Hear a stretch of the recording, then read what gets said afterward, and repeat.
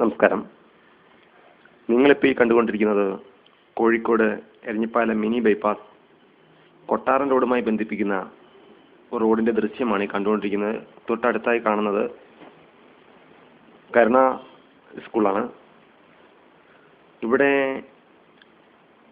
ഈ ജംഗ്ഷൻ്റെ പ്രത്യേകത എന്താണെന്ന് പറഞ്ഞാൽ ഒരുപാട് അപകടങ്ങൾ ദിനംപ്രതി, ഒരു അപകടം പോലും ഇല്ലാത്തൊരു ദിവസം ഇവിടെ നാട്ടുകാർ കണ്ടിട്ടില്ല, ഇവിടുത്തെ അന്തേവാസികളും കണ്ടിട്ടില്ല. പക്ഷേ ഇതിനെല്ലാം ഒരു മറുമരുന്ന് എന്ന രീതിയിൽ പ്രതികരിക്കാനും ഇവിടെ ആരും ഉണ്ടായിട്ടില്ല.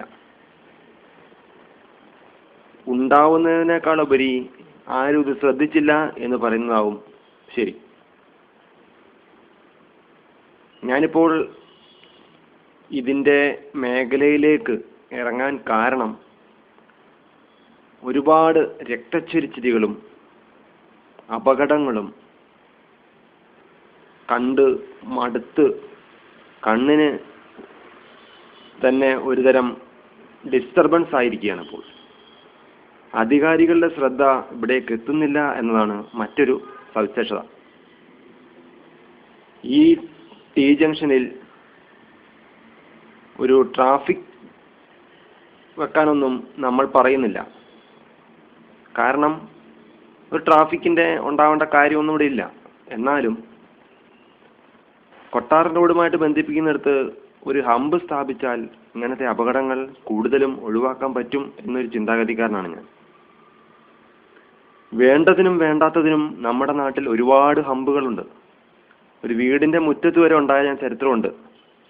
കോഴിക്കോട് കൊടുവള്ളി ഭാഗത്തേക്ക് പോവുകയാണെങ്കിൽ ഒരു വീടിൻ്റെ മുറ്റത്ത് തൊട്ട് റോഡ് സൈഡിൽ ഒരു ഹമ്പ് വെച്ചിട്ടുണ്ട്. എന്തിനാണത്? അതുപോലെ വേണ്ടതിനും വേണ്ടാത്തതിനും ഒരുപാട് ഹമ്പുകൾ കോഴിക്കോട് നഗരത്തിലുണ്ട്.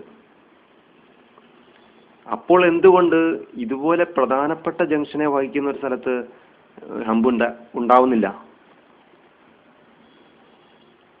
ഹെൽമറ്റ് വേട്ടക്കാരുടെ ഒരു സ്ഥിരം താവളം കൂടിയാണ് ഇവിടെ. പോലീസുകാർ പല രീതിയിൽ ജനങ്ങളെ സപ്പോർട്ട് ചെയ്ത് പല കാര്യങ്ങളും ചെയ്യുന്നുണ്ട്. അപകടം നിവാരണത്തിന് വേണ്ടിയും അപകടം ഇല്ലായ്മ ചെയ്യാൻ വേണ്ടിയും എല്ലാം പല ക്ലാസുകളും സംഘടനകളും സംഘടിപ്പിക്കുന്ന ഒരുപാട് ഞാൻ കണ്ടിട്ടുണ്ട്, കേട്ടിട്ടുണ്ട്. പക്ഷെ എന്തുകൊണ്ട് ഇവിടെ അങ്ങനെ എന്തെങ്കിലും ഒരു കാര്യം ഉണ്ടാവുന്നില്ല? അധികാരികൾ നേരിട്ട് കണ്ടുവന്ന് ബോധ്യപ്പെട്ടിട്ട് ഇതിനൊരു തീരുമാനം എടുത്താൽ മതി.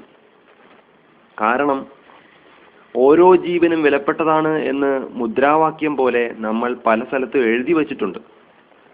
ഇവിടെ പൊലിയുന്നതും ഒരു മനുഷ്യജീവനാണെന്ന് നമ്മൾ ഓർക്കണം.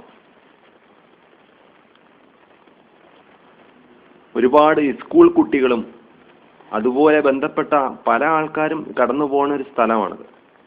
ഒരുപാട് മനുഷ്യജീവൻ തന്നെ.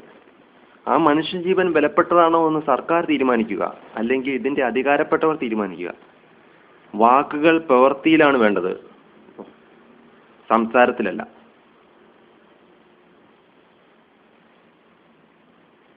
ഇതിന് വേണ്ടത്ര തീരുമാനങ്ങൾ എടുക്കാൻ പറ്റും, അല്ലെങ്കിൽ ഒരു കറക്റ്റ് ഗവൺമെൻറ്റിൻ്റെ ഭാഗത്തുണ്ടാവുമെന്ന പ്രതീക്ഷയിൽ ഞാനിത് നിർത്തുന്നു.